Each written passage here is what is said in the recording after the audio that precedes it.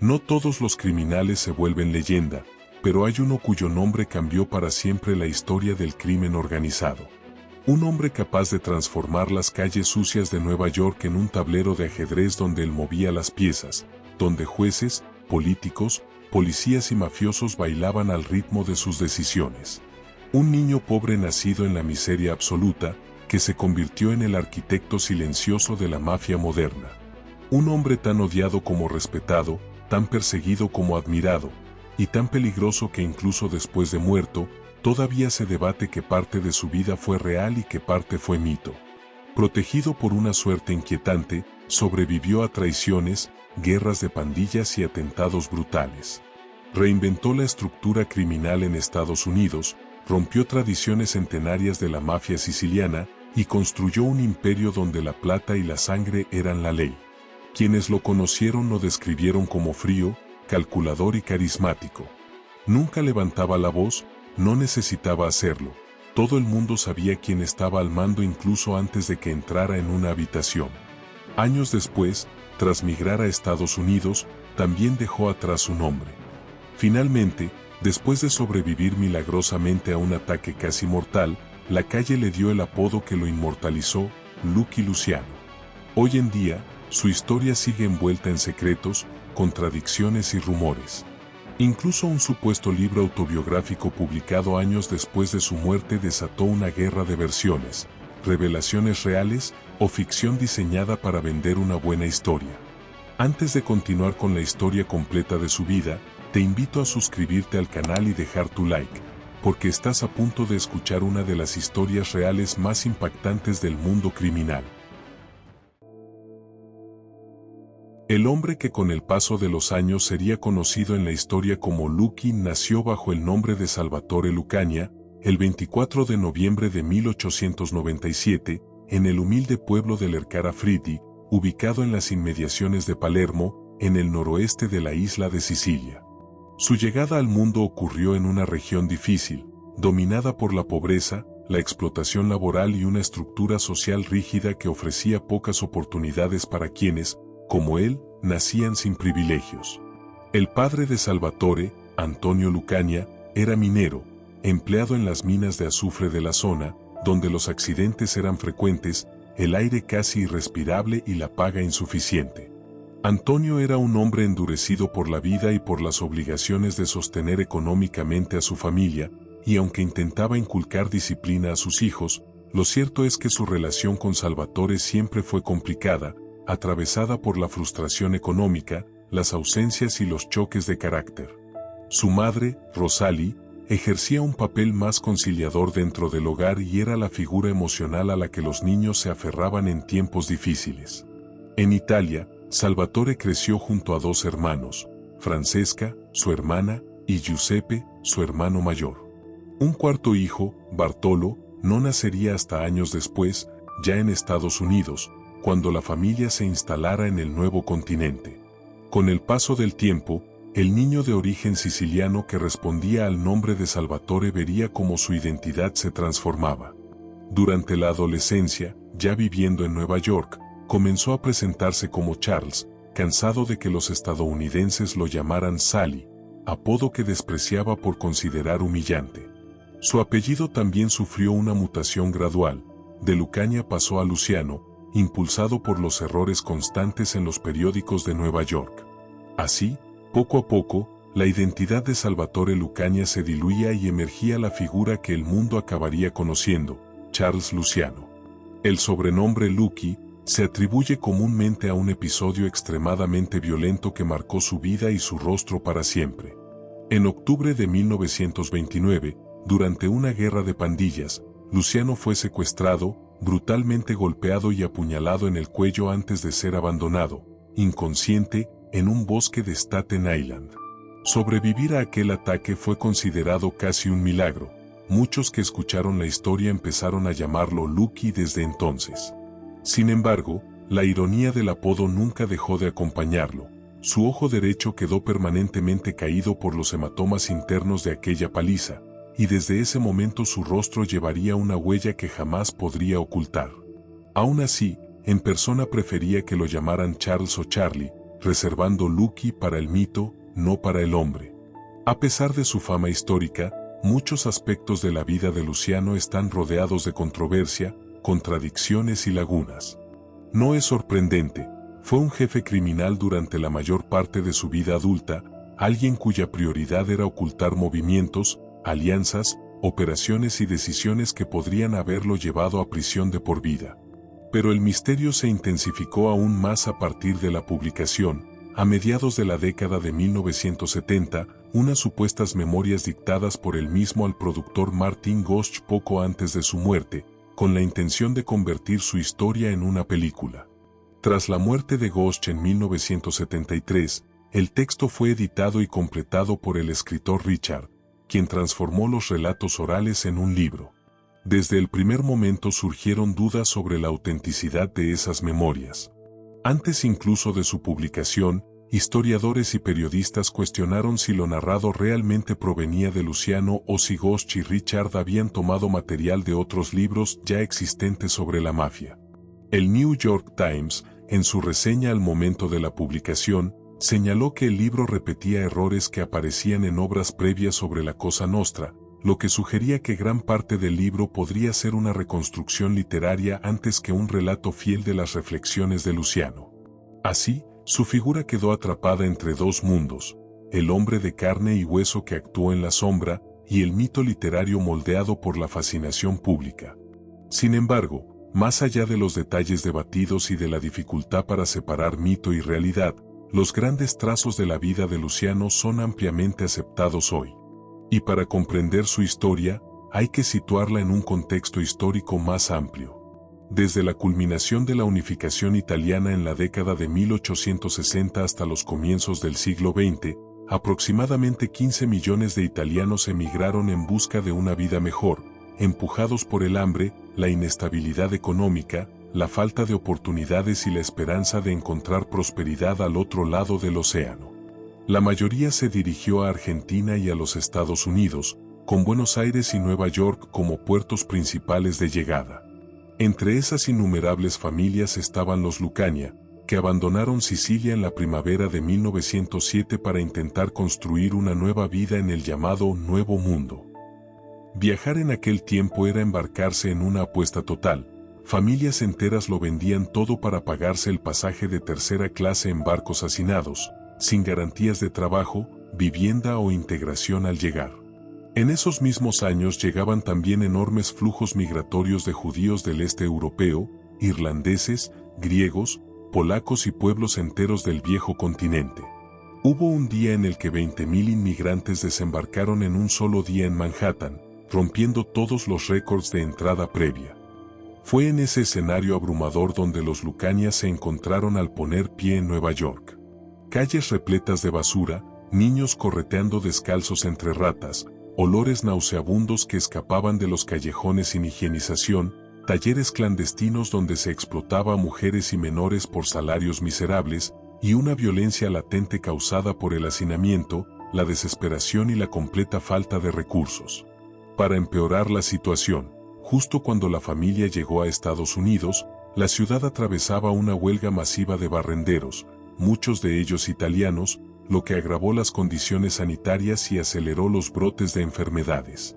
En aquel entorno infernal, familias enteras se amontonaban con frecuencia 4 por piso en apartamentos diminutos, compartiendo un solo retrete y escuchando todo el día el ruido de la calle. Durante el verano, cuando el calor convertía los edificios en hornos, mucha gente se veía obligada a dormir en las escaleras de incendios exteriores para poder respirar. Ese era el precio de la tierra de oportunidades. Fue en esas condiciones, de miseria, competencia brutal y lucha por la supervivencia, donde muchos inmigrantes recién llegados, fuesen italianos, irlandeses, judíos o de cualquier otro origen, terminaron viéndose empujados hacia el crimen como una vía rápida, o la única vía posible, para escapar de la pobreza aplastante. Ese fue el mundo donde creció Salvatore Lucania. Un ambiente que moldearía no solo su carácter, sino también su destino. El joven Charles Luciano, aún lejos de convertirse en el legendario Lucky, fue uno de los muchos muchachos que, casi desde su llegada a Nueva York, se sintieron atraídos por el lado menos legal de la ciudad. A finales de la década de 1900, gran parte de Manhattan estaba plagada de pandillas juveniles, niños y adolescentes que habían aprendido muy pronto que la honestidad rara vez pagaba las cuentas. Aquellos grupos se dedicaban a robar bolsillos, atracar vendedores ambulantes, participar en juegos de apuestas clandestinos y aprovechar cualquier oportunidad para obtener dinero rápido. No era raro que subieran a los ferries que conectaban Manhattan con Staten Island o Queens y despojaran a pasajeros adinerados mientras viajaban, huyendo antes de que alguien pudiera identificarlos. Fue en ese ambiente donde Luciano encontró su primer hogar. Con notable velocidad para leer a las personas y una sorprendente habilidad para organizar a otros jóvenes, no tardó en seguir a estos delincuentes y poco después liderarlos. A una edad en la que la mayoría de los niños estaban en la escuela, él ya había formado su propia pandilla. Su método era tan simple como lucrativo: extorsionar a otros niños a cambio de protección durante su camino de ida y vuelta a la escuela. No era una actividad sofisticada, pero lo fue lo suficiente como para demostrar algo crucial sobre él. Incluso de adolescente, sabía cómo mandar. Una de las anécdotas más conocidas de aquella época marcó un momento decisivo en su vida. Luciano se acercó a un chico judío y le exigió 5 centavos a la semana para garantizar su seguridad. Lo habitual era que los muchachos temblaran o pagaran de inmediato, pero ese no fue el caso. El chico se negó sin rodeos y sin un gesto de miedo. Luciano quedó sorprendido por su valentía y, en lugar de golpearlo, lo respetó. Ese chico era Meyer Lansky, que con 4 años menos y un físico mucho más pequeño, demostró una audacia que Luciano jamás olvidó. Lo que empezó como un desafío terminó en una amistad eterna. Aquellos dos jóvenes, el siciliano y el judío, se convertirían en una de las alianzas criminales más poderosas de la historia moderna. A pesar de su creciente prestigio entre los muchachos del barrio, Luciano todavía tenía que lidiar con la realidad doméstica. Su padre, hombre trabajador a la manera tradicional italiana, había mantenido en Nueva York la misma vida humilde que en Sicilia. Antonio veía con creciente preocupación la conducta rebelde de su hijo, sus ausencias permanentes en la escuela y sus andanzas nocturnas. Trató de disciplinarlo con la dureza con la que fue criado él mismo, pero Luciano, que ya se había acostumbrado a las calles más que al hogar, no era fácil de controlar. Finalmente, fue enviado a un internado correccional en Brooklyn, donde permaneció unos meses en 1911. Obligado a asistir a clases y seguir reglas estrictas, cumplió el periodo, pero no cambió su esencia. A los 14 años, abandonó la escuela de forma definitiva. El joven Charles intentó una vida respetable al conseguir trabajo en una fábrica de sombreros situada en Greene Street. Trabajó allí durante 4 años y, según los registros y testimonios, no lo hizo mal. Su salario aumentó en varias ocasiones, lo que indica que era eficiente, formal y útil en el entorno laboral. Pero al mismo tiempo, su vida ocultaba otra mitad. Por las noches seguía comandando un grupo de jóvenes delincuentes en el East Side, organizando robos, apuestas y extorsiones más ambiciosas. Su doble vida se convirtió en una rutina. En junio de 1916, cuando apenas tenía 18 años, fue arrestado en un bar y, por primera vez, encarcelado. Cumplió 8 meses en el reformatorio de New Hampton Farms.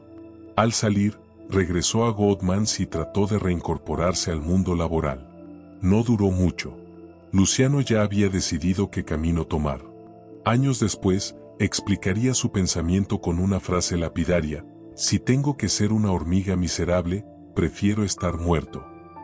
Para él, ser una hormiga significaba ser un trabajador ordinario, obediente y sin poder. Esa vida jamás volvería a ser una opción. Fue entonces cuando su ruta criminal se convirtió en su única ruta posible. En esa época empezó a relacionarse con individuos que el mundo recordaría para siempre. Conoció a Al Capone, quien comenzaba a despuntar en el bajo mundo neoyorquino, y que más tarde se trasladaría a Chicago tras una pelea de bar en 1919 que lo puso en la mira de la policía. Sus socios más cercanos, con el tiempo, fueron Meyer Lansky y Benjamin Siegel, este último un joven judío cuya ferocidad le valió el apodo de cucaracha o bicho. porque parecía tener nervios de acero y ninguna vacilación al usar un arma cuando la ocasión lo requería. Luciano también consolidó relaciones importantes entre los italianos del crimen organizado. Estrechó amistad con Frank Castello, un calabrés astuto e inteligente que más tarde se convertiría en uno de los mafiosos más influyentes del siglo XX. También se unió a Vito Genovese, otro joven con aspiraciones de poder nacido cerca de Nápoles. En los últimos años de la década de 1910 y los primeros de la de 1920, Luciano, Lansky, Siegel, Castello y Genovese trabajaban juntos ocasionalmente en pequeños negocios ilícitos. Aún no eran los gigantes que luego llegarían a ser, pero ya se estaban formando los cimientos de una futura élite mafiosa. Lo que transformó definitivamente la vida de Luciano fue su creciente asociación con los gánsteres italianos de mayor peso en Nueva York.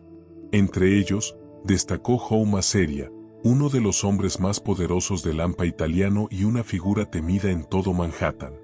Para el verano de 1922, la relación entre Luciano y Masseria era lo suficientemente estrecha como para involucrar al joven en conflictos mortales.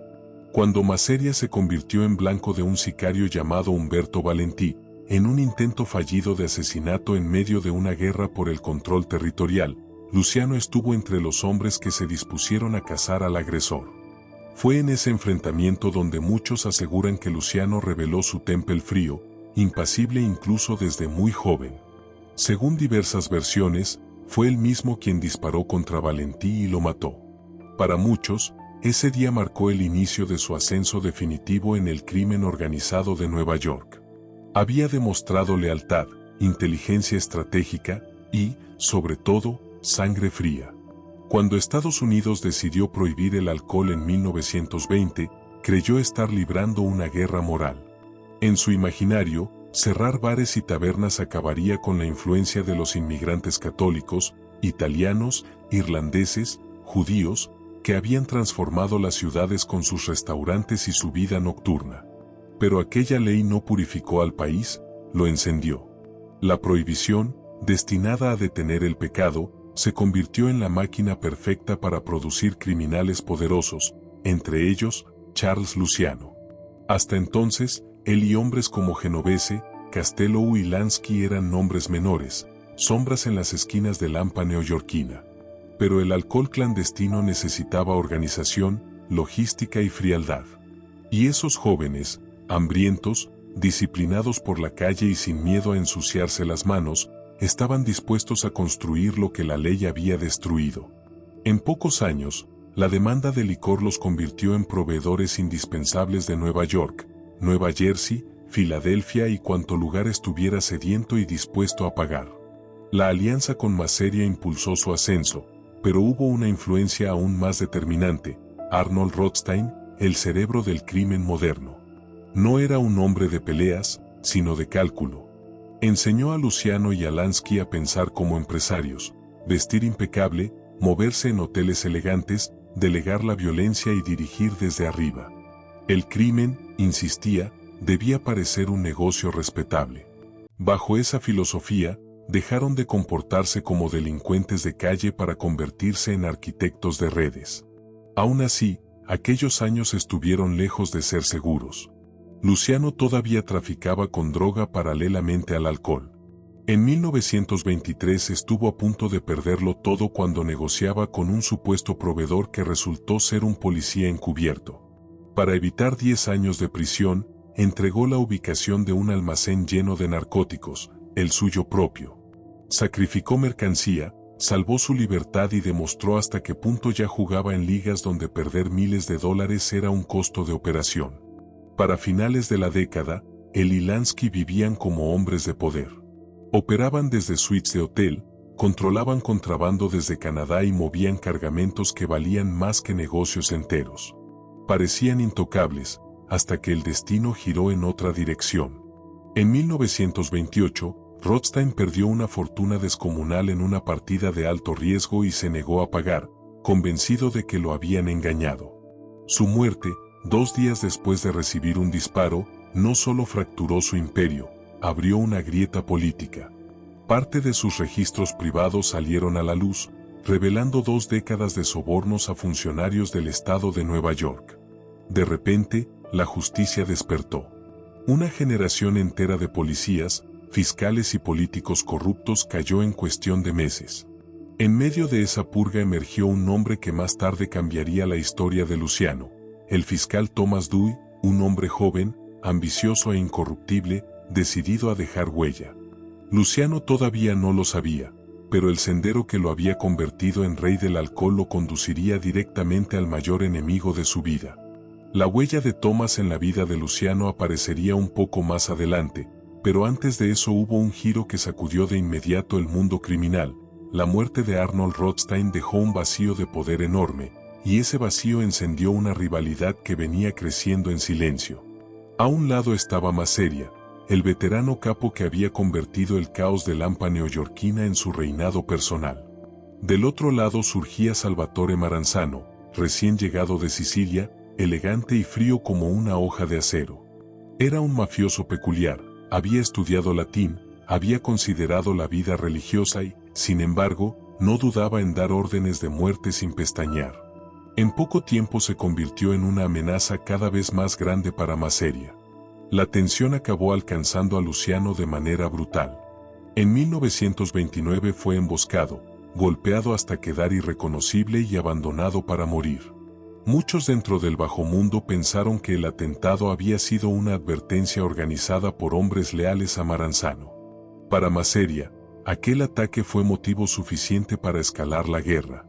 Ordenó a Luciano, Genovese y otros eliminar a Gaetano Reina, que había decidido abandonar su lealtad y unirse al grupo de Maranzano.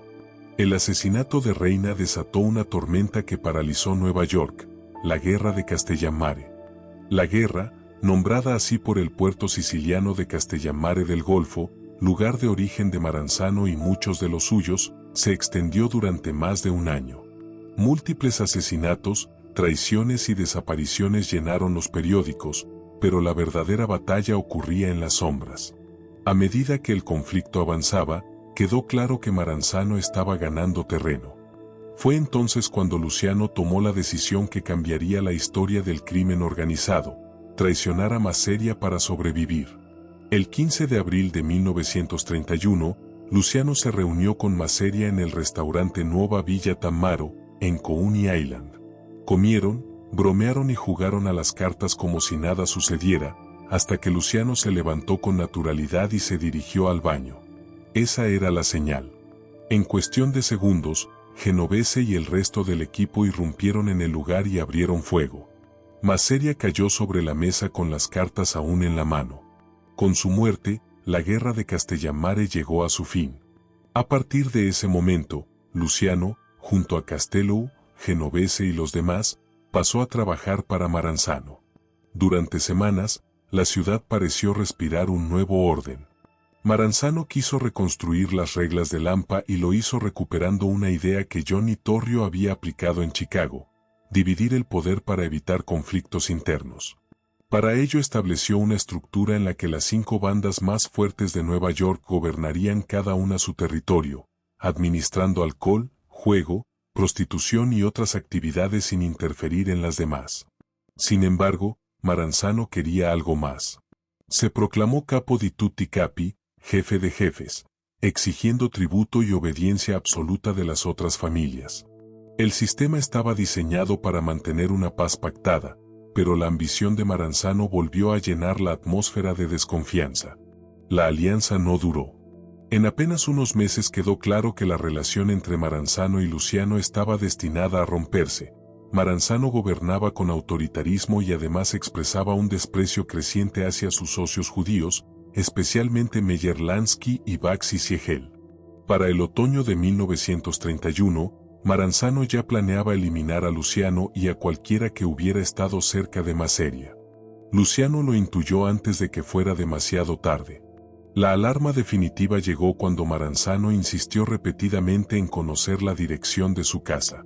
Luciano respondió con indiferencia: no tengo residencia fija, pero ese momento selló su decisión: actuar antes de ser atacado. Todo se precipitó cuando recibió una llamada convocándolo, junto a Genovese, a una reunión privada en la nueva oficina de Maranzano. Era evidente que se trataba de una trampa. En lugar de asistir, Luciano se puso en contacto con Lansky. El plan que diseñaron fue quirúrgico.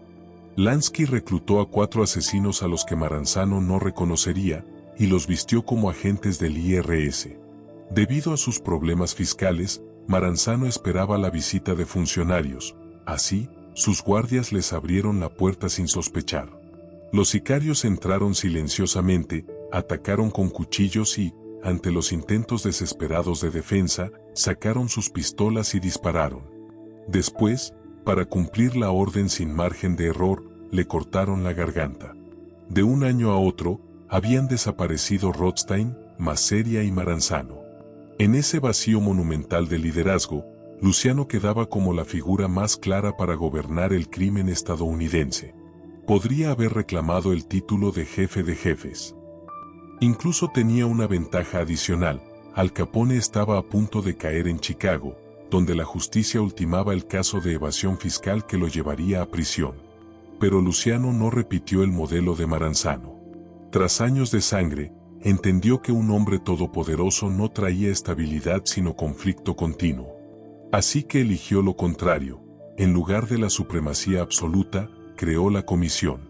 Un organismo de 7 miembros, los jefes de las 5 familias de Nueva York, el líder de la organización de Chicago y un representante de la región entre Cleveland y Buffalo, en ese momento Frank Milano. La comisión se reuniría para decidir grandes asuntos, mediar conflictos y coordinar intereses cuando fuera necesario, mientras cada familia gobernaba autónomamente su territorio. Con ese gesto, Luciano transformó la mafia en una red nacional estructurada, un sindicato del crimen organizado que sobreviviría generaciones. Si el mafioso clásico era un guerrero, él se convirtió en arquitecto.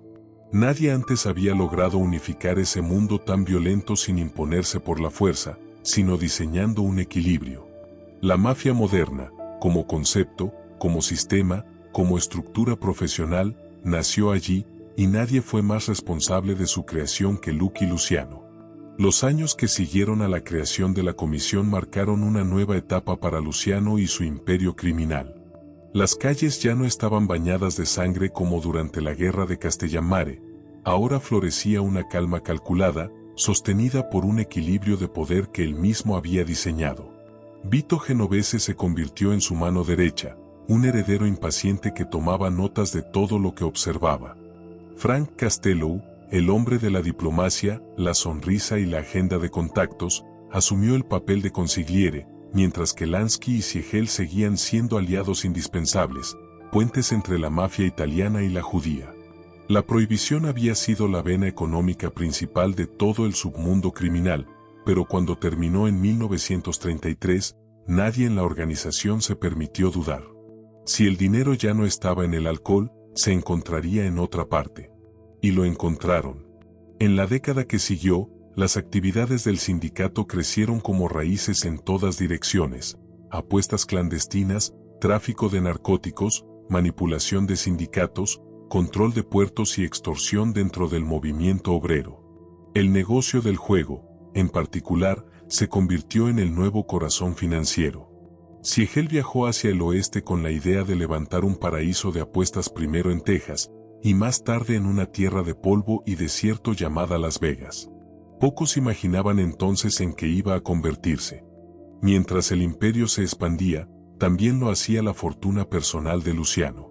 Se había convertido en un fantasma visible, todo el mundo sabía de su existencia, pero casi nadie podía localizarlo.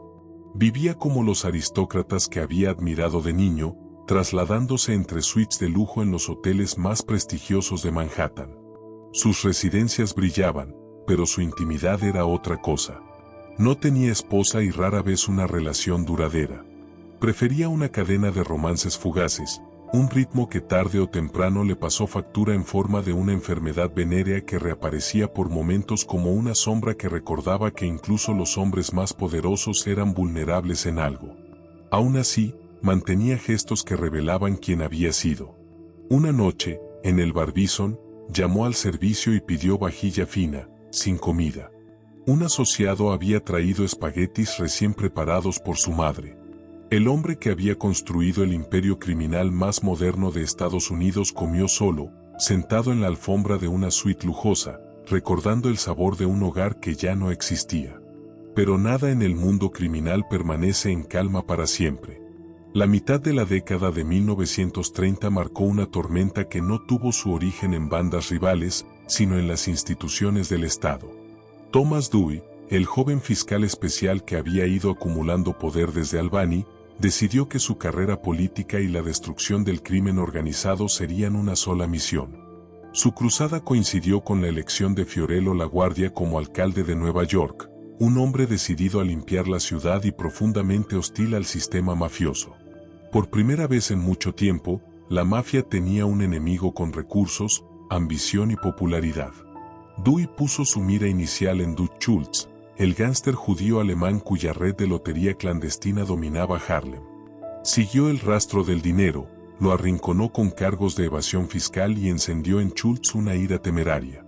Cuando comenzaron a circular rumores de que planeaba asesinar a Dewey, Luciano convocó una reunión urgente. Matar a un fiscal, y a uno conectado con el alcalde, traería consecuencias infinitas. Aunque Schultz fuera un aliado, la supervivencia de la organización era más grande que cualquier lealtad personal. El 24 de octubre de 1935, la mafia dio luz verde. Schultz fue asesinado en Neivark antes de que pudiera poner en marcha su plan. Pero el peligro no desapareció. Eliminado Schultz, Dewey no se detuvo, cambió de objetivo. Ahora quería a Luciano. El 1 de febrero de 1936, se llevaron a cabo redadas coordinadas en burdeles por toda Manhattan y Brooklyn. Cientos de mujeres y empleados fueron arrestados y sometidos a interrogatorios intensos. La mayoría sabía poco, pero la presión, la humillación y el miedo a la cárcel llevaron a varias a ofrecer información en fragmentos, piezas sueltas que Dewey ensambló como si fueran una pared completa. Fue suficiente para presentar cargos por pandering, enriquecerse mediante la explotación de los vicios de otros, un delito asociado comúnmente a proxenetas. Mientras esto ocurría, Luciano estaba en Miami, controlando sus negocios estacionales en Florida y Cuba. Lansky le avisó de la situación y Luciano decidió desaparecer para enfriar el ambiente, trasladándose a Arkansas, una ciudad donde la mafia tenía casinos y políticos dispuestos a mirar hacia otro lado. Allí esperó noticias, pero el tiempo no jugaba a su favor. Su ubicación fue descubierta y, en abril de 1936, fue detenido y escoltado de regreso a Nueva York en un tren fuertemente custodiado. Cuando llegó a Penn Station, una multitud de periodistas lo esperaba. Las cámaras y los flashes no lo intimidaron. Caminó como si estuviera entrando a un club, no a un tribunal. Dewey lo acusó públicamente de dirigir una enorme red nacional de crimen organizado. Aunque los cargos formales solo tenían que ver con vicio y prostitución, la intención era clara: derribar al hombre detrás de la estructura de la mafia moderna. Pidió una fianza de $350,000, una cifra increíble para la época, y el juez la aprobó. El juicio comenzó 3 semanas después y duró un mes. Dewey no se concentró en probar los cargos originales, convirtió el proceso en un ataque frontal a toda la vida de Luciano, retratándolo como el cerebro criminal de Nueva York aunque no hubiera pruebas directas que lo implicaran en narcóticos, juego o asesinatos. El momento decisivo llegó cuando Luciano subió al estrado. Mintió sin pestañear sobre casi todo, excepto sobre un detalle: admitió haber sido un pequeño contrabandista de alcohol durante la prohibición. Fue una grieta mínima, pero suficiente para convencer al jurado de que su palabra no era confiable. Su abogado lo sabía, el veredicto era inevitable. Luciano fue declarado culpable y condenado a entre 30 y 50 años de prisión, una sentencia que en la práctica equivalía a enterrar su vida. El golpe fue devastador. Esperaba una condena parcial, alguna señal de negociación, pero no una cadena perpetua disfrazada. Afuera, Meyer Lansky insistía en que todo había sido una trampa. Tal vez no exageraba. Si bien estaba claro que la mafia tenía manos en la prostitución, la magnitud de esa participación siempre fue objeto de debate. Pero para Luciano, poco de eso importaba en ese momento. El rey había caído, y la cárcel se había convertido en su nuevo reino. Durante los años 20 y principios de los 30, la prostitución había sido apenas un murmullo dentro del vasto paisaje criminal de Nueva York. Para hombres como Luciano, aquello nunca fue un negocio atractivo. Demasiado sucio, demasiado pequeño, demasiado poco rentable cuando el alcohol ilegal podía llenar un camión de dólares en una sola noche. Por eso, su implicación en ese mundo fue mínima en esos años, casi inexistente. Pero cuando la prohibición llegó a su fin y la economía, legal e ilegal, se desplomó bajo el peso de la Gran Depresión, el submundo se replegó hacia todos los rincones posibles donde aún hubiera dinero. Luciano y muchos otros se vieron arrastrados hacia la prostitución no por ambición, sino por necesidad económica. Incluso entonces, la veía como una actividad marginal, una manera menor de mantener la maquinaria funcionando mientras surgían nuevos negocios. El juicio dirigido por Thomas Dewey, sin embargo, no trató a la prostitución como una línea secundaria. La convirtió en el eje de su ofensiva. Presentó a Luciano como el cerebro de una red inmensa de explotación, aunque las pruebas reales fueran frágiles y dispersas. La fiscalía se basó en rumores, insinuaciones y en la reputación pública del acusado, más que en hechos verificables. El juez aceptó la estrategia. Si la verdad era incompleta, la ley podía construirse con sospechas. El resultado fue una condena aplastante, desproporcionada en relación con los cargos formales. Luciano apeló. Perdió. Y así comenzó su descenso hacia el mundo detrás de los muros. En prisión, su primer destino fue Sing Sing, un lugar donde las celdas parecían diseñadas para quebrar el espíritu antes que castigar el cuerpo, estrechas, oscuras, hirientes. No pasó allí demasiado tiempo antes de ser transferido a Dannemora, otro infierno, conocido entre los reclusos como Siberia por su frío implacable. Pero incluso entre paredes de hielo y vigilancia constante, Luciano no dejó de ser Luciano. Era el preso más importante del lugar, y el poder nunca desaparece, solo cambia de expresión. Sobornó a guardias, medió en disputas, evitó guerras internas entre presos y consiguió que su estancia fuera lo menos insoportable posible, pero seguía siendo una cárcel. Y la cárcel era una tumba a la que habían intentado enterrarlo en vida. Cada año que pasaba era un recordatorio cruel. Si cumplía los 30 años mínimos de sentencia, no saldría hasta 1966. Entonces rondaría los 70. La idea de morir entre rejas dejó de ser un temor y se convirtió en una expectativa. Había edificado un imperio y, sin embargo, lo había perdido todo. Parecía que su historia estaba escrita, hasta que el mundo se incendió en otra dirección. El 1 de septiembre de 1939, Alemania invadió Polonia. Europa se convirtió en un tablero de guerra, y pronto Inglaterra y Francia entraron en el conflicto. Un año después, Italia se sumó a las hostilidades. Luego el norte de África pasó a ser un territorio crucial para controlar el Mediterráneo. Finalmente, en diciembre de 1941, Japón golpeó Pearl Harbor y Estados Unidos entró oficialmente en la Segunda Guerra Mundial. De repente, el gobierno norteamericano necesitaba ayuda en dos frentes, en Europa y en sus propios puertos. Cuando los planes militares de los aliados empezaron a poner la mira en Sicilia, el sur de Italia y el control de las rutas marítimas, surgió una idea descabellada, arriesgada, casi impensable. ¿Podría la mafia italiana, con sus contactos, su influencia y su red de lealtades, convertirse en aliada de Estados Unidos? El incendio del SS Normandie, en el puerto de Nueva York en 1942, bajo sospecha de sabotaje alemán, aceleró la decisión. El gobierno necesitaba ojos y oídos entre los trabajadores portuarios, personas capaces de detectar infiltraciones enemigas, organizar seguridad y bloquear espías sin involucrar al ejército ni a la prensa. Y en ese terreno, nadie tenía más control que las familias criminales. Fue entonces cuando surgió un nombre en una de las oficinas de inteligencia, Meyer Lansky. Y tras él, inevitablemente, el nombre de Lucky Luciano. En primavera de 1942 comenzaron las conversaciones. No fueron encuentros diplomáticos, sino acuerdos silenciosos entre funcionarios y mafiosos, en salas donde nadie tomaba notas.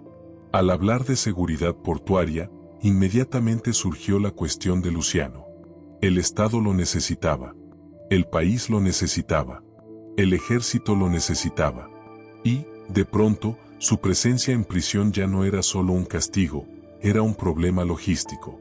Primero lo trasladaron a la prisión de Great Meadow, más cerca de Nueva York. Luego comenzaron a circular promesas, nunca escritas en papel. Si colaboraba, si usaba su influencia para asegurar los puertos y facilitar la invasión de Sicilia, su condena sería reconsiderada al final de la guerra. Lo que ocurrió después pertenece a una zona gris histórica. Algunas fuentes aseguran que Luciano puso en contacto al gobierno estadounidense con Calogero Vizzini, la figura más poderosa de la mafia siciliana. Según la leyenda, durante la invasión de Sicilia en 1943, Vizzini recorrió pueblos a bordo de un tanque estadounidense, convenciendo a la población de no resistirse. Mientras tanto, en Nueva York, Lansky, Castello y otros aseguraban la estabilidad de los muelles y de los sindicatos. Muchos historiadores debaten hasta dónde llegó realmente la ayuda de Luciano, pero el desenlace nunca ha sido cuestionado.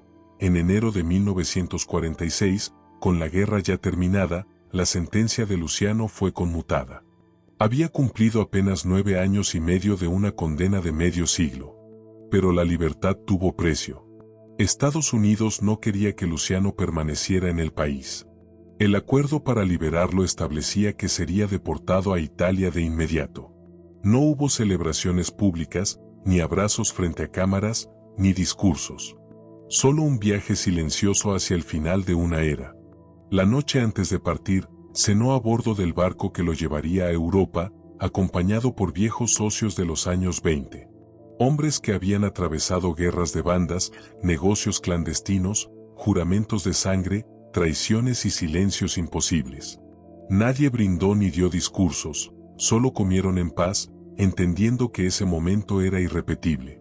El 10 de febrero de 1946, Lucky Luciano abandonó Estados Unidos, no como un fugitivo, no como un rey, sino como un hombre que había vivido lo suficiente para ver morir su propio imperio, y que aún no había dicho su última palabra. Cuando el barco atracó en Nápoles, Luciano pisó suelo italiano por primera vez desde la infancia. El puerto olía a sal, metal y petróleo, nada en ese paisaje le pertenecía. Lo observó con la frialdad de alguien que sabe que está de paso. Había nacido allí, sí, pero Italia no era su hogar y nunca lo sería. Detrás de su mirada se escondía un plan silencioso, no quedarse, no retroceder, sino moverse otra vez. Su destino real no estaba en Europa, sino en el Caribe. Cuba, desde hacía décadas, no era un país independiente en el sentido real de la palabra. Desde la Guerra Hispanoamericana de 1898, Estados Unidos había moldeado su sistema político a voluntad. Gobernantes iban y venían según conveniencia, y la isla se había convertido en un paraíso para los millonarios norteamericanos, los políticos corruptos y, por extensión inevitable, la mafia. El juego era legal. El alcohol fluía sin restricciones. La policía podía comprarse. Las leyes eran flexibles y el dinero era la voz más respetada.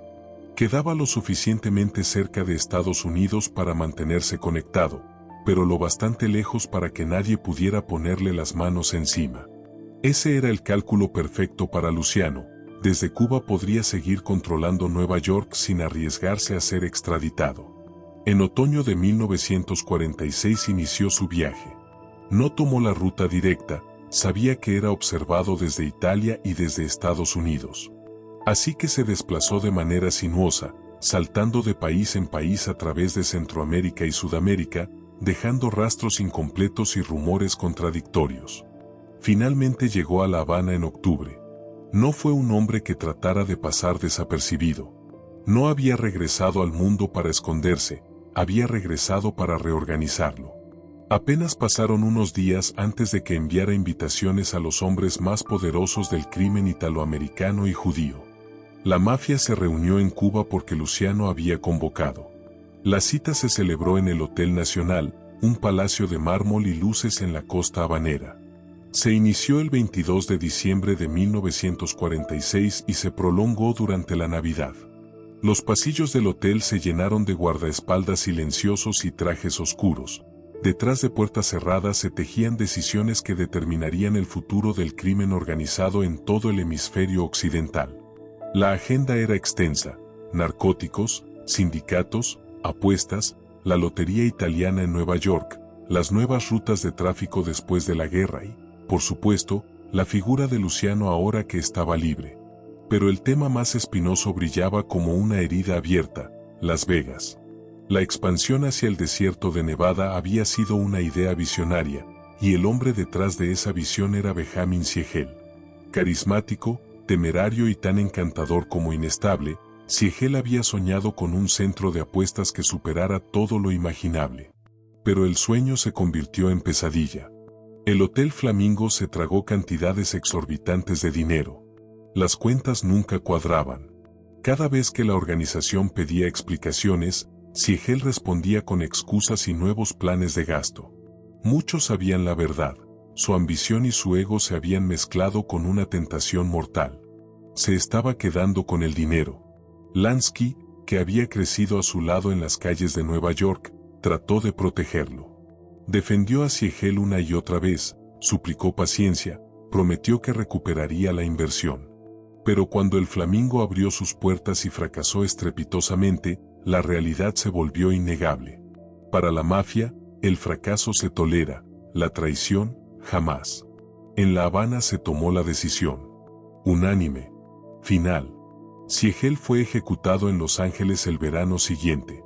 Fue un mensaje para todos: nadie estaba por encima de la organización, ni siquiera los amigos de la infancia. La conferencia continuó tratando otros asuntos. Entre ellos, el equilibrio de poder en Nueva York tras la guerra. La relación entre Castello y Genovese era tensa, cada uno intentando consolidar su posición mientras Luciano, desde el exilio, observaba las piezas del tablero desde la distancia. Fue durante este encuentro que Luciano y Genovese hablaron a solas. Para Genovese, el momento era perfecto: la vieja guardia había caído, y Luciano era venerado. Para él, era lógico, inevitable incluso, que Lucky reclamara el título de jefe de todos los jefes, y que desde esa autoridad suprema Genovese gobernara en Estados Unidos en su nombre. Pero Luciano lo detuvo en seco. Se enfureció. Le recordó que ese concepto, un solo gobernante absoluto, había sido la causa de tanta sangre en el pasado. Él había enterrado a Masseria y a Maranzano precisamente para destruir esa estructura. No había sobrevivido todo aquello para reconstruir una monarquía criminal. Si alguien esperaba que él usara su liberación para retomar el cetro de hierro, estaba profundamente equivocado. Nunca más, le dijo Luciano, volvería a pronunciarse la idea de un jefe de jefes. Genovese retrocedió en silencio, pero la conversación reveló algo que no podía deshacerse: la ambición ya no estaba latente. Estaba despierta. Cuando terminó la conferencia de La Habana, los capós regresaron a Estados Unidos para retomar sus negocios. La ciudad volvió a moverse en silencio, los casinos de Nevada siguieron consumiendo dinero, y Nueva York volvió a operar como una maquinaria bien aceitada. Pero uno de los presentes no regresó: Lucky Luciano. Se quedó en Cuba. Por primera vez en muchos años no era un fugitivo, ni un prófugo, ni un preso, ni un sospechoso vigilado. Era, sorprendentemente, un hombre libre. La policía estadounidense no podía arrestarlo allí, los italianos tampoco. En La Habana caminaba sin esconderse, rodeado de aire cálido, música y noches interminables. Se reunía con el presidente Ramón Grau sobre cócteles en reuniones informales, asistía a fiestas privadas con empresarios norteamericanos y posaba sin esfuerzo como un personaje casi mítico. Allí no era un criminal, era una celebridad. Muchos de los que lo conocieron en ese breve periodo afirmaron más tarde que fue la única etapa en la que Luciano pareció realmente feliz. No tenía un reino, ni un ejército, ni un imperio, pero tampoco tenía enemigos visibles, obligaciones mortales ni cadenas. Por un instante, su vida se pareció a una pausa entre dos tormentas. No duró mucho. A principios de 1947, los rumores comenzaron a estallar como fósforos. Algunos periodistas estadounidenses, a través de filtraciones anónimas, empezaron a recibir noticias de que el mítico Lucky no estaba en Italia sino viviendo cómodamente en Cuba. Muy pronto aparecieron fotografías suyas en periódicos de Nueva York, Chicago, Miami. La ilusión de invisibilidad se rompió como vidrio. La Casa Blanca reaccionó con furia. Estados Unidos presionó al gobierno cubano, no con balas sino con economía, restricciones comerciales, bloqueo de medicamentos, amenazas de cortar relaciones. Cuba era un país dependiente y entendió el mensaje. Grau no tuvo opción. En marzo de 1947 la policía cubana arrestó a Luciano. No hubo resistencia, ni violencia, ni discursos. Solo resignación. Una vida que había sobrevivido guerras y tribunales ahora se veía doblada por titulares de prensa. Fue puesto nuevamente en un barco rumbo a Europa. El navío se llamaba Bakir. Pagó una cabina de primera clase, como correspondía a su ego, a su historia y a su dinero, pero pasó la mayor parte del viaje jugando cartas en segunda clase entre risas, humo y vasos de ron. Durante esa travesía circularon rumores que nunca dejaron de incomodarlo, que fue delatado durante la conferencia de La Habana por miembros de la propia mafia, hombres que temían que Luciano intentara gobernar Nueva York desde el Caribe. Conspiraciones dentro de conspiraciones. El poder provoca miedo. Y el miedo provoca traición. En Italia, su vida cambió de forma inesperada. Luciano, que nunca había mostrado interés por el matrimonio ni por la paternidad, encontró algo completamente distinto. A principios de 1948 conoció a Igea Lissoni, una bailarina de 26 años que había debutado en la Scala de Milán. La primera vez que la vio, se quedó inmóvil. No se atrevió a invitarla a salir. Él, el hombre que había ordenado la muerte de jefes mafiosos, que había derrocado imperios criminales, que había desafiado al gobierno estadounidense, se vio intimidado por una mujer. El destino intervino cuando la encontró semanas después actuando en un club nocturno en Roma. Esa vez habló. Y ella habló también. Y se quedaron con ganas de seguir hablando. Igea se mudó a su apartamento poco después. Él diría, años más tarde, que fue la única mujer que amó. Debido al acoso constante de la policía y los periódicos en Roma, se mudaron a Nápoles. Allí vivieron en un ático amplio en Vía Tasso, con vistas al Vesubio y a la bahía, donde el sol se reflejaba como oro líquido sobre el agua. No tuvieron hijos. Luciano lo tenía claro, no deseo que un niño cargue la condena de ser hijo de Lucky Luciano. Y así, la vida se volvió extrañamente tranquila. Por las mañanas iba a las carreras de caballos, casi siempre ganaba, y no era un misterio que algunas carreras estaban arregladas. Recibía visitas cautelosas de viejos conocidos de Nueva York y mantenía una red de contactos en la Italia de posguerra, aunque ya no aspiraba a dirigir nada. Su nombre seguía pesando, pero él parecía cansado de construir y destruir imperios. La policía italiana de los años 50 lo vigilaba de cerca. Sabían que gastaba más dinero del que declaraba y que seguía conectado al crimen organizado. Pero nunca pudieron probar nada. Cada investigación terminaba en un muro. Sin embargo, la vida, que por un tiempo había parecido amable, volvió a cobrar su tributo. En octubre de 1958, Igea Lissoni murió de cáncer de mama con solo 36 años. Luciano asistió a su funeral rodeado de amigos y, por primera vez en la vida, lloró sin ocultarse. Nadie lo había visto así. No temblaba, no se quebraba, no gritaba, solo lloraba en silencio, como si cada lágrima perteneciera no solo a ella, sino también a cada parte de sí mismo que había perdido a lo largo de los años. Semanas más tarde aceptó una entrevista para una revista. El periodista lo describió como un hombre firme, pero vacío, alguien que contestaba algunas preguntas con monosílabos y otras con miradas perdidas. Al final, el entrevistador escribió una frase que quedó atrapada en la memoria colectiva. Su vida ahora es silenciosa. Su mayor deseo es olvidar y ser olvidado. Mientras Luciano intentaba construir una vida silenciosa en Italia, lejos del ruido de los titulares y de los juramentos de sangre, Nueva York se agitaba nuevamente bajo la superficie. En el hampa, nada permanece en equilibrio por demasiado tiempo, la calma es solo una fase entre dos guerras. Esta vez, la grieta no se originó entre familias rivales, sino dentro de la propia organización que él había fundado. Se llamaba Vito Genovese. Y nunca había aceptado que Frank Castello, el diplomático, el político, el hombre de los acuerdos, hubiera asumido el control de la familia Luciano después de la caída de Lucky en los años 30. Para Genovese, ese puesto le pertenecía por derecho, por antigüedad, por sangre derramada y por ambición acumulada. Tras la Segunda Guerra Mundial, cuando regresó a Estados Unidos, esperaba recuperar su trono. Pero Castello no tenía intención de devolvérselo. La comisión lo había ratificado como líder, la organización estaba estable, y él no permitiría que Genovese destruyera esa estabilidad por gusto personal. El resentimiento se transformó en veneno. Genovese empezó a tejer alianzas en silencio, a comprar lealtades, a manipular rumores. Era un hombre paciente, pero no infinito.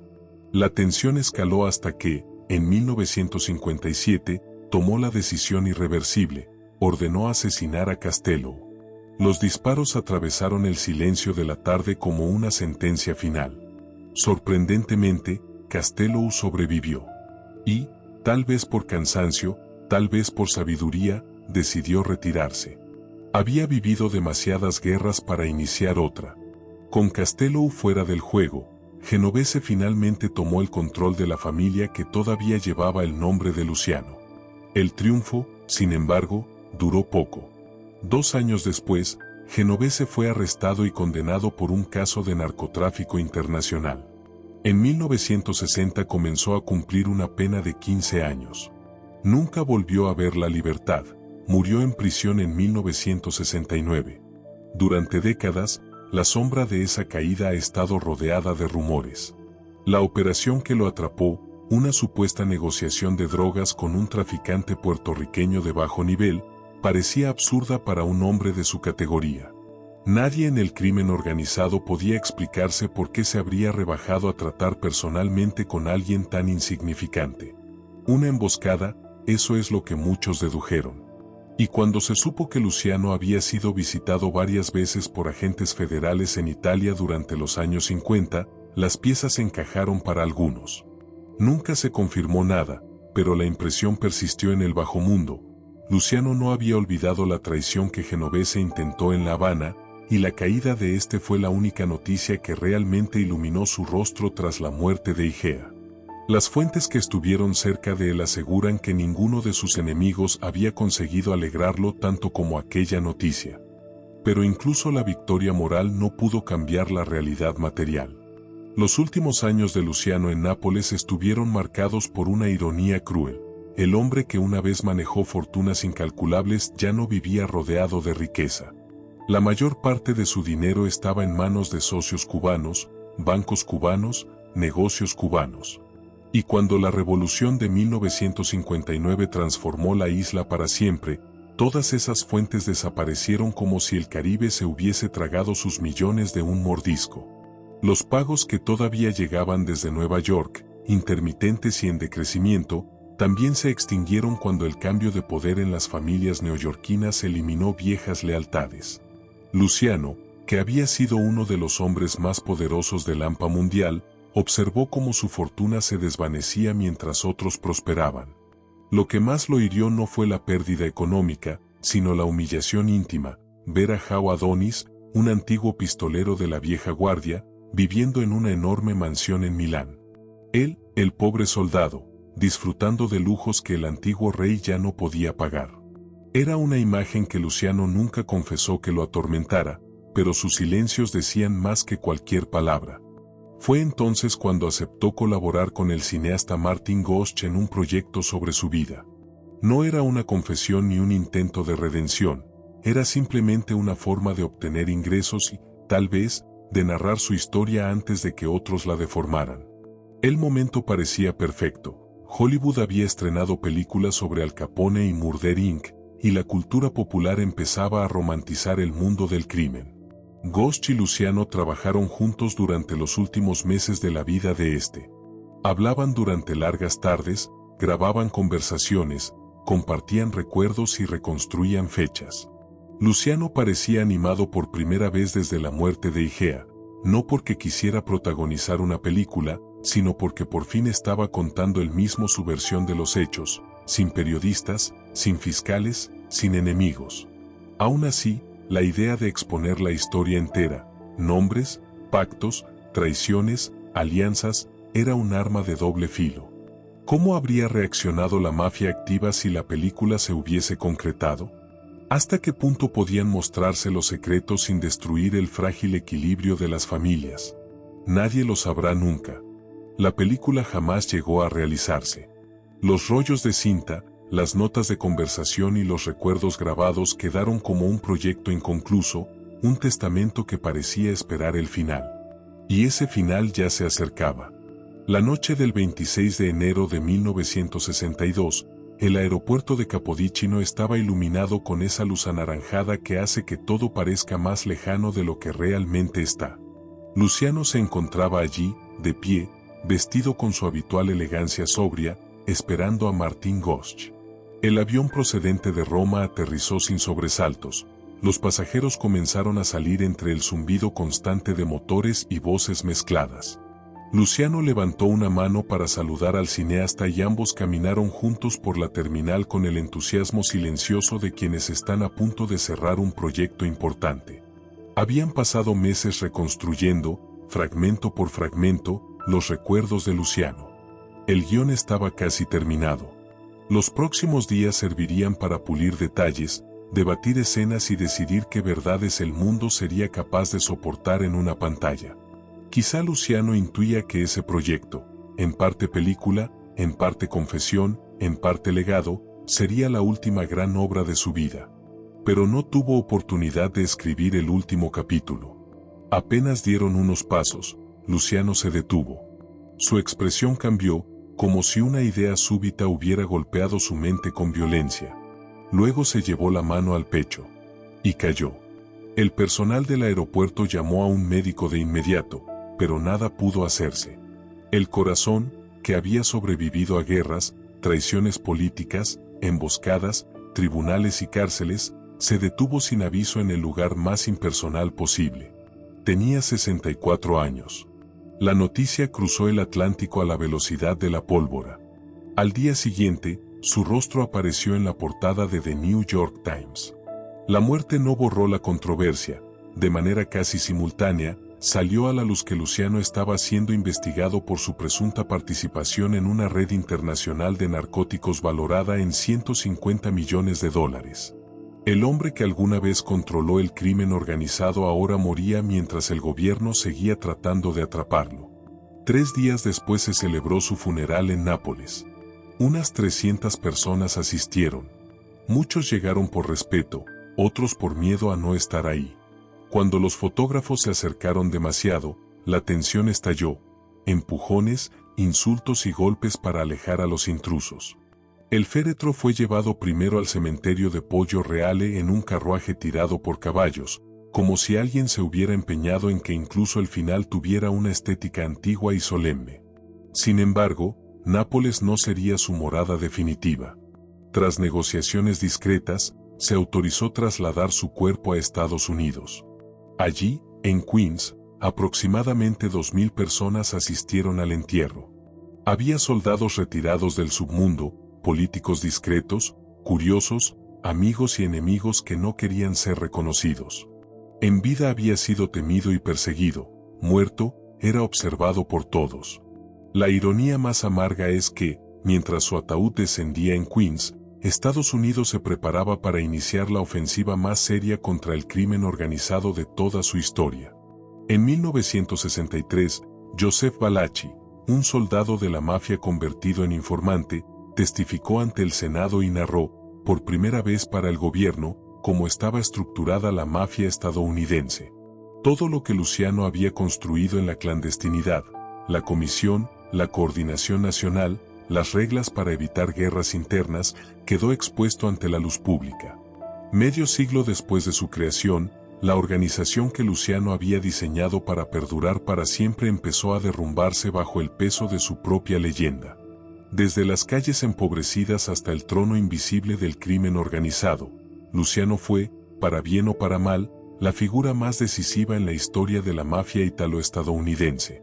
Podría argumentarse que otros derramaron más sangre, ganaron más dinero o dominaron territorios más grandes. Pero ninguno modificó las reglas del juego como él. Ahora te toca a ti. ¿Crees que Lucky Luciano fue realmente la figura más importante en toda la historia de la mafia italiana, o su legado ha sido exagerado con el paso de los años? Te leo en la caja de comentarios. Si te apasionan las historias ocultas, te invito a suscribirte al canal y activar la campanita para no perderte los próximos episodios. Esto es La Historia No Contada.